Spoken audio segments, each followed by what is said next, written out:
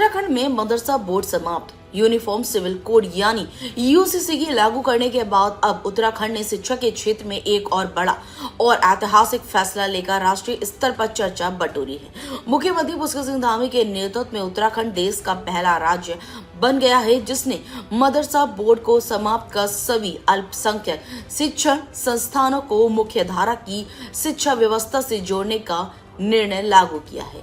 1 जुलाई 2026 से प्रदेश में 472 पंजीकृत मदरसों में नई व्यवस्था के तहत शिक्षा कार्य शुरू हो गया है। सरकार का दावा है कि इस कदम से छात्रों को आधुनिक, सम्मान और गुणवत्तापूर्ण शिक्षा उपलब्ध। उत्तराखंड सरकार द्वारा लाए गए अल्पसंख्यक शिक्षा कानून के तहत मदरसा बोर्ड व्यवस्था समाप्त कर दी गई है।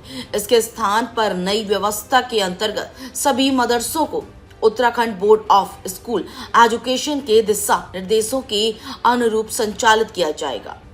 सरकार का कहना है कि इससे धार्मिक शिक्षा के साथ साथ आधुनिक विषयों की पढ़ाई को भी बढ़ावा मिलेगा और विद्यार्थियों को प्रतिस्पर्धा शिक्षा का लाभ मिलेगा। सरकार के अनुसार उत्तराखंड देश का पहला राज्य है जिसने मदरसा बोर्ड को समाप्त कर अल्पसंख्यक शिक्षण संस्थानों को एक समान शिक्षा ढांचे के तहत लाने की पहल की है।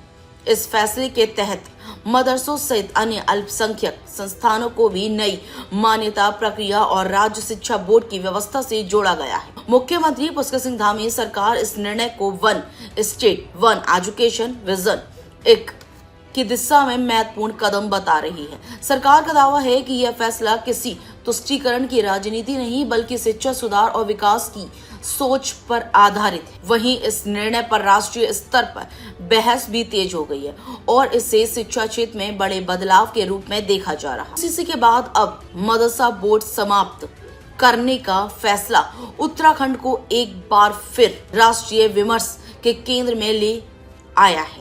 आने वाले समय में इस नई शिक्षा व्यवस्था का प्रभाव प्रदेश के हजारों विद्यार्थियों पर देखने को मिले।